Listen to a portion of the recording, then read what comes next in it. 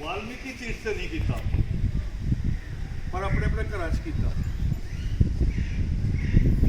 एक तो एक ये सवाल अपने अपने मन में करने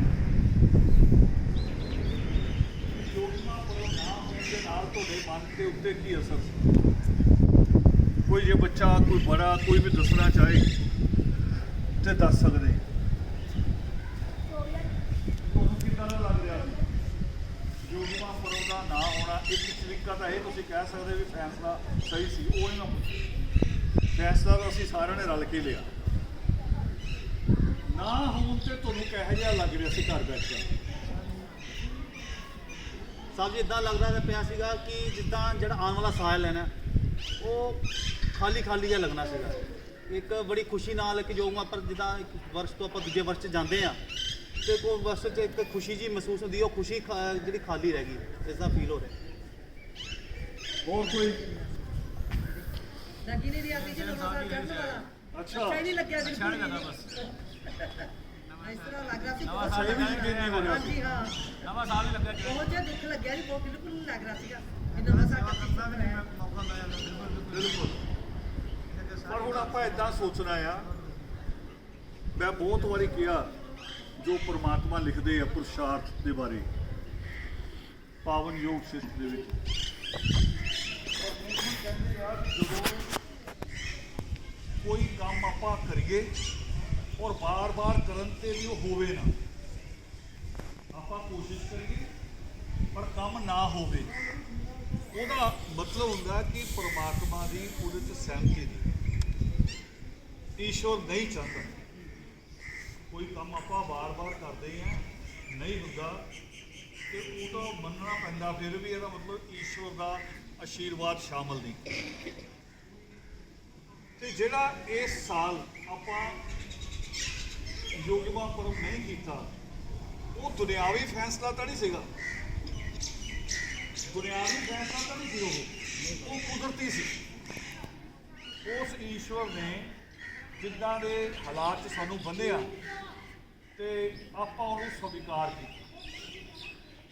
आपां मन्निया भी जिद्दां ईश्वर चाहते आ आपां उसनूं एक्सैप्ट कर लिया। ते मैं शुरुआत किया कि जदों कोरोना होया उस टाइम गल भी ईश्वर शायद ये जिदा आप रिफॉर्म करते ना, कहते रीफ्रैश कर लो, मोबाइलों ऑन ऑफ कर लो, ठीक हो जाएगा, कहते ना कई बार। शायद ईश्वर भी अपनी धरती को अपनी सृष्टि को ठीक कर रहे हैं। और वो एक न्यूज़ आ गई, एक न्यूज़ आई, अगर थोड़ा ध्यान हो न्यूज़ वाल, पिछले 50 सालों तो लगातार बर्फ का जोड़े ग्लेशियर घट रहे थे। 50 साल तो लगातार हर साल विज्ञानिक दसते सी भी इन्ने इंच घट गए।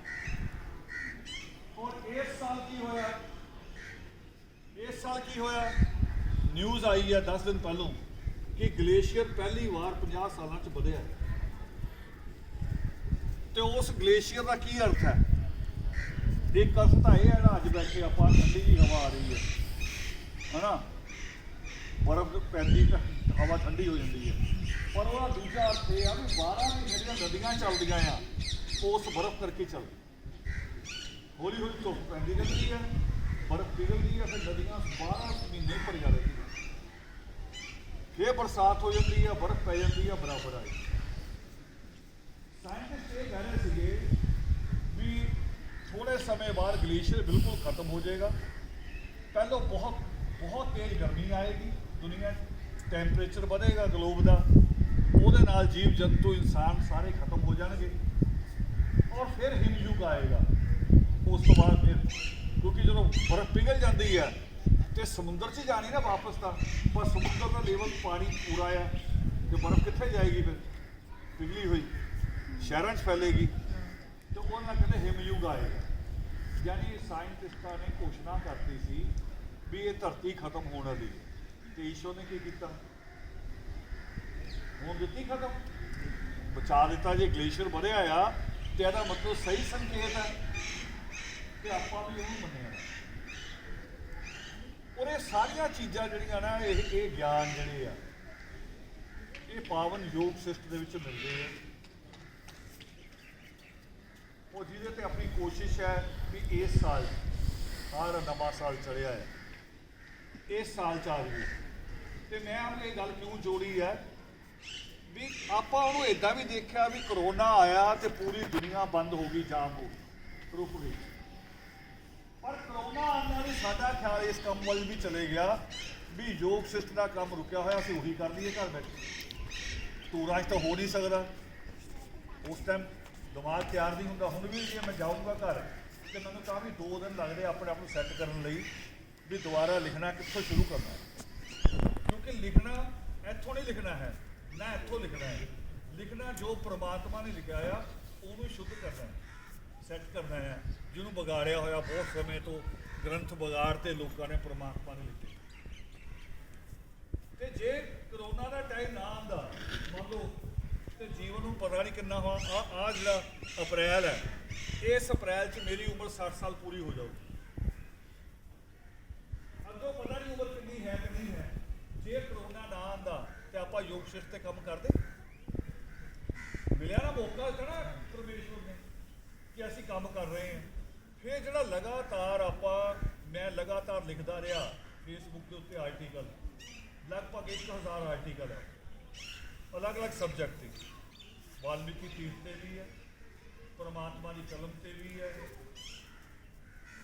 ਜਿਨ੍ਹਾਂ ਦੇ ਵੀ ਲੋਕਾਂ ਦੇ ਸਵਾਲ ਆ, ਆਦਿ ਪਾਵਨ ਸੱਤਿਆ ਦੇ ਉੱਤੇ ਸਵਾਲ ਹੈ, ਉਹਦੇ ਤੇ ਵੀ ਆਰਟੀਕਲ ਹੈ। ਪਰ ਜੋ ਆਮ ਰੋਜ਼ ਹੁੰਦਾ ਸੀ ਉੱਤੇ ਵੀ ਅਸੀਂ ਲਿਖਿਆ। ਜੇ JNU ਤੇ ਹਮਲਾ ਹੋਇਆ ਸੀ ਉੱਤੇ ਵੀ ਲਿਖਿਆ। ਜੇ ਜਾਮੀਆਂ ਦੇ ਉੱਤੇ ਹਮਲਾ ਹੋਇਆ ਸੀ ਉੱਤੇ ਵੀ ਲਿਖਿਆ।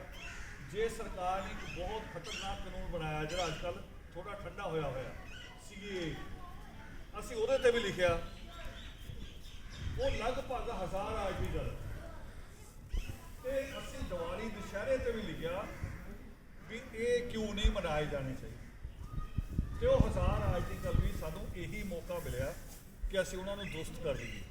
ਹੁਣ ਉਹ 1000 ਆਰਟੀਕਲ ਨੂੰ ਛੱਡਿਆ ਸੀ, ਉਹਦੇ ਵਿੱਚੋਂ 500-600 ਕੱਢ ਲਏ ਜਿਹੜੇ ਜ਼ਰੂਰੀ ਹੈ, ਜਿਹੜੇ ਬਹੁਤ ਆਮ ਲੱਗ ਰਹੇ ਆ ਉਹ ਕੱਢ ਹਟਾਤੇ।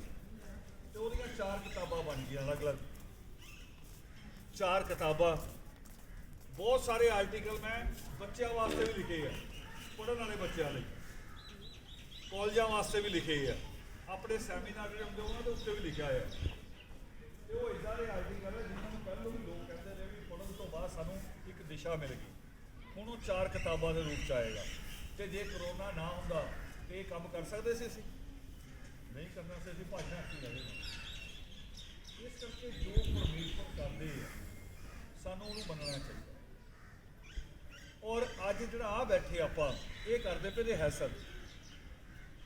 ਅਸੀਂ ਇੱਕ ਲਾਣਾ ਸੀ ਨਾ ਜੂਨ 'ਚ ਕੈਂਪ, ਯਾਦ ਹੈ ਨਾ? ਜੂਨ 'ਚ ਆਪਾਂ ਲਾ ਰਹੇ ਸੀ 3 ਦਿਨ ਦਾ ਕੈਂਪ, ਵੀ ਅਸੀਂ ਟ੍ਰੇਨਿੰਗ ਦੇਣੀ ਹੈ। ਤੇ ਸਾਨੂੰ ਹਾਲੇ ਤੱਕ ਇਹ ਨਕਸ਼ਾ ਨਹੀਂ ਸੀ ਵੀ ਅਸੀਂ ਬੈਠਾਂਗੇ ਕਿੱਦਾਂ। ਆਹ ਜਗ੍ਹਾ ਮੇਰੇ ਦਿਮਾਗ 'ਚ ਸੀਗੀ, ਪਰ ਹੁਣ ਬੈਠਣ ਤੋਂ ਬਾਅਦ ਪਤਾ ਲੱਗ ਰਹੀ ਵੀ ਇਹ ਜਗ੍ਹਾ ਤਾਂ ਆ 64 ਬੰਦੇ ਵਾਲੇ ਬੈਠੇ ਜਿਹੜੇ ਤੁਸੀਂ 8 ਲੈਣਾ 8 ਲੱਖ ਬੰਦੇ ਆ ਪਿੱਛੇ। ਸ਼ਾਇਦ ਹੋ ਸਕਦਾ 1-2 ਵਾਰ ਵੱਧ ਹੋਣ, 2-4 ਅਸੀਂ ਖੜੇ ਹਾਂ, 70 ਹੋ ਸਕਦੇ ਆ। ਤੇ 100 ਆਦਮੀ ਬਹਿ ਜਾਵੇ ਤੇ ਜੇ 100 ਇੱਧਰ ਨੂੰ ਵੀ ਬਿਠਾ ਸਕਦੇ ਆ ਚਲੋ, ਪਰ 200 ਆਦਮੀ ਥੋੜ੍ਹੀ ਆਏਗਾ ਕੈਂਪ ਦੇ ਵਿੱਚ, ਹੈ ਨਾ? ਤੇ ਪਰ ਮੇਰੀ ਇੱਛਾ ਹੈ ਇੱਕ ਵੀ ਅਸੀਂ ਪੂਰੀ ਡਰੈਸ, ਸਰਦੀਆਂ 'ਚ ਡਰੈਸ ਨਹੀਂ ਬਣਦੀ, ਸਰਦੀਆਂ 'ਚ ਥੋੜ੍ਹੇ ਜਿਹੇ ਕੱਪੜੇ ਸਰਦੀ ਦੇ ਹਿਸਾਬ ਨਾਲ ਪਾਣੇ ਪੈਂਦੇ ਤੇ ਡਰੈਸ ਨਹੀਂ ਬਣਦੀ। ਗਰਮੀਆਂ 'ਚ ਆਪਾਂ ਪੂਰੀ ਡਰੈਸ ਬਣਾ ਸਕਦੇ ਹਾਂ ਵੀ ਸਫੇਦ, ਜਿੱਦਾਂ ਕੁੜਤਾ ਪਜਾਮਾ, ਸਲਵਾਰ ਕਮੀਜ਼, ਅਸਮਾਨੀ ਚੁੰਨੀ, ਪੂਰੀ ਡਰੈਸ ਬਣਾ ਸਕਦੇ ਹਾਂ। ਕਿ ਜੇ ਪੂਰੀ ਡਰੈਸ 'ਚ ਤਾਂ ਬੈਠੇ ਹੋਵੋ ਤੁਸੀਂ ਸਾਰੇ, ਮੇਰੇ ਖਿਆਲ 'ਚ ਫਿਰ ਝੰਡਿਆਂ ਦੀ ਵੀ ਲੋੜ ਨਹੀਂ ਪੈਣੀ, ਹੈ ਨਾ? ਝੰਡੇ ਲੱਗ ਲੱਗ ਸਾਈਡਾਂ 'ਤੇ ਲੱਗ ਗਿਆ, ਇਹਨਾਂ ਦੀ ਵੀ ਲੋੜ ਨਹੀਂ ਪੈਣੀ। ਤੇ ਜਦੋਂ ਪੂਰੀ ਦੁਨੀਆ ਨੂੰ ਸੀਨ ਜਾਏਗਾ ਤੇ ਪੂਰੀ ਦੁਨੀਆ ਜਿੱਦਾਂ ਲੋਕ ਦੇਖਦੇ ਨਾ ਸੜਕ 'ਤੇ ਜਾਂਦੇ, ਤੁਸੀਂ ਵੀ ਦੇਖਦੇ ਹੋ। ਤੇ ਇੱਕ ਮਿਸ਼ਨ ਹੈਗਾ ਰਾਧਾ ਸਵਾਮੀ, ਜਦੋਂ ਤੁਸੀਂ ਲੰਘ ਰਹੇ ਉਹਨਾਂ ਦੀ ਬਿਲਡਿੰਗ ਇੱਕੋ ਜਿਹੀ ਦਿਖਦੀ ਹਰ ਜਗ੍ਹਾ। ਤੁਹਾਨੂੰ ਲੱਗਦਾ ਹੋਊਗਾ ਯਾਰ ਇਹ ਸਾਰੀ ਜਗ੍ਹਾ ਇੱਕੋ ਜਿਹਾ ਹੀ ਹੈ ਨਾ, ਕੁਝ ਫਰਕ ਨਹੀਂ ਹੁੰਦਾ।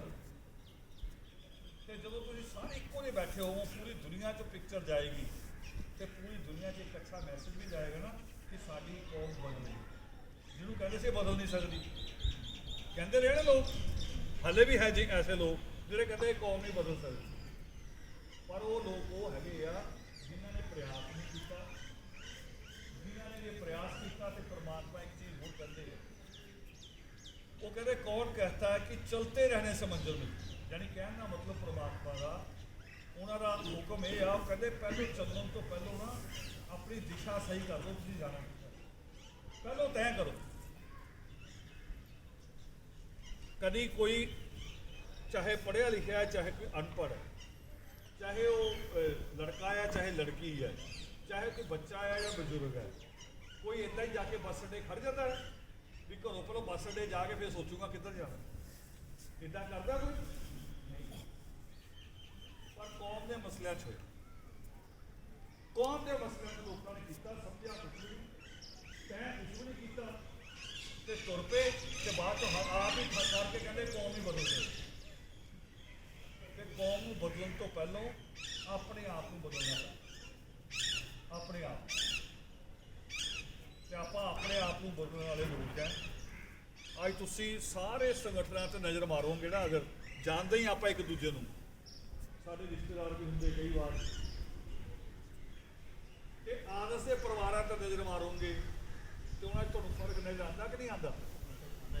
आंदा है किस पक्षों ਨਾਲ ਡਿਸਪਲਿਨ ਹੈਗਾ ਤੁਹਾਡਾ ਜੀ। है नहीं? ਹਾਂ ਜੀ ਡਿਸਪਲਿਨ ਵਗੈਰਾ ਸਾਰਾ ਕੁਝ एक चीज ਇੱਕ ਚੀਜ਼ तुसी ਹਰ ਪੱਖੋਂ ਫਰਕ ਹੈ ਜੀ। नहीं और कोई पार्टी देखो जरा, ਪਰਿਵਾਰਿਕ ਇੱਕ ਕਿਹਾ ਭਾਜੀ ਪਰਿਵਾਰਿਕ ਜਿਹੜੀ ਸਾਂਝ ਹੈ ਜੀ, ਵਿਚਾਰ ਇੱਕ ਮਿਲ ਹੈਗਾ। एक सब तो बड़ी होर चीज़ देखो भी बड़ियां डिग्रियां तुहाडे बच्चे है कि दूजे सिलेंडरां दे भी हैगे ਆਦਰਸ਼ ਦੇ सब तो बड़ी ਜਿਹੜਾ ਸਾਡਾ ਅੰਦੋਲਨ ਹੈ ਸਿੱਖਿਆ ਦਾ, ਜੋ ਬਾਬਾ ਸਾਹਿਬ ਅੰਬੇਦਕਰ ਨੇ ਕਿਹਾ ਸੀ ਸਿੱਖਿਤ ਹੋ ਜਾਓ, ਉਹ ਨਾਰਾ ਥੋੜੀ ਨਾਰੇ ਲਾਉਂਦੇ ਰਹੀ ਆਪਾਂ, ਸਿੱਖਿਤ ਕਰੀਏ ਬੱਚਿਆਂ ਨੂੰ ਜ਼ੋਰ ਲਗਾ, ਨਾਰਾ ਨਹੀਂ ਲਗਾਉਣ ਦੀ ਲੋੜ ਹੁੰਦੀ, ਨਾਰਾ ਬਾਬਾ ਸਾਹਿਬ ਨੇ ਲਗਾਇਆ, ਅਸੀਂ ਉਹਨੂੰ ਪੂਰਾ ਕਰੀਏ, ਪੂਰਾ ਕਰਨਾ ਹੁੰਦਾ ਆਪਾਂ। ਤੇ ਇਹ ਵੀ ਜਿਹੜੀ ਚੀਜ਼ ਹੈ ਉਹ ਆਦਰਸ਼ ਨੇ ਆਪਣੇ ਪਰਿਵਾਰਾਂ ਦੇ ਵਿੱਚ ਪੈਦਾ ਕੀਤੀ। ਤੇ ਮੌਸਮ ਥੋੜਾ ਜ਼ਿਆਦਾ ਠੰਡਾ ਹੋ ਰਿਹਾ ਹੈ ਨਾ, ਕਿੱਥੇ ਤੁਹਾਡਾ ਇੰਤਜ਼ਾਮ ਮਾਲਾ ਪਿੰਡ ਉੱਥੇ ਤੱਕ ਜਾਣਾ ਫਿਰ ਤੇ ਸਾਰੇ ਲੋਕ ਕਿੱਦਾਂ ਜਾਣਗੇ? ਪੈਦਲ ਸਭ ਨੂੰ ਪੈਦਲ ਵੋਟ ਤਾਂ ਹੈਗੀ ਬਸ ਨਹੀਂ ਪੈਦਲ ਬੱਸਾਂ ਜਾਂਦੀਆਂ ਸਾਂਝੀ ਮਾਰੋ ਹੈ ਮਾਰੋ ਬੱਸ ਜਾਂਦੀ ਮਾਰੋ ਨਾਲੇ ਕਹਿੰਦੇ ਸੀ ਇੱਥੇ ਹੀ ਕਰ ਰਹੇ ਨਹੀਂ ਜੀ ਉੱਥੇ ਕਿੱਥੇ ਆ? ਆਪਣੇ ਵੱਲ ਵਿੱਚ ਮੰਦਰ ਚੀਜ਼ ਦਾ ਪਹਿਲੋਂ ਕਰਦੇ ਸੀ, ਚਲੋ ਠੀਕ ਹੈ, ਬਾਹਰ ਨਿਕਲ ਕੇ ਬੱਸਾਂ ਮਿਲ ਜਾਂਦੀਆਂ, ਇਹਨਾਂ ਕੋਲ ਨਹੀਂ ਹੈਗਾ ਕੋਈ ਸਾਧਨ ਹੈ ਨਾ, ਤੇ ਆਪਾਂ ਉਤਰਨਾ ਵਾਲਮੀਕੀ ਅਦੰਤਾ, ਉੱਥੇ ਚਲੋ ਬਾਬਾ ਜੀਵਨ ਸਿੰਘ ਗੁਰਦੁਆਰਾ ਹੈ, ਨਾਲ ਹੀ ਵਾਲਮੀਕੀ ਅਦੰਤਾ ਆਪਣਾ ਮਾਲਾ, ਉੱਥੇ ਆਪਾਂ ਉਤਰਾਂਗੇ, ਬਾਕੀ ਵੀ ਅਸੀਂ ਨਾਲ ਦਾ ਹੀ ਕਰ ਰਹੇ ਹਾਂ। ਠੀਕ ਹੈ, ਉੱਠੋ ਜੀ, ਜੈ ਵਾਲਮੀਕੀ।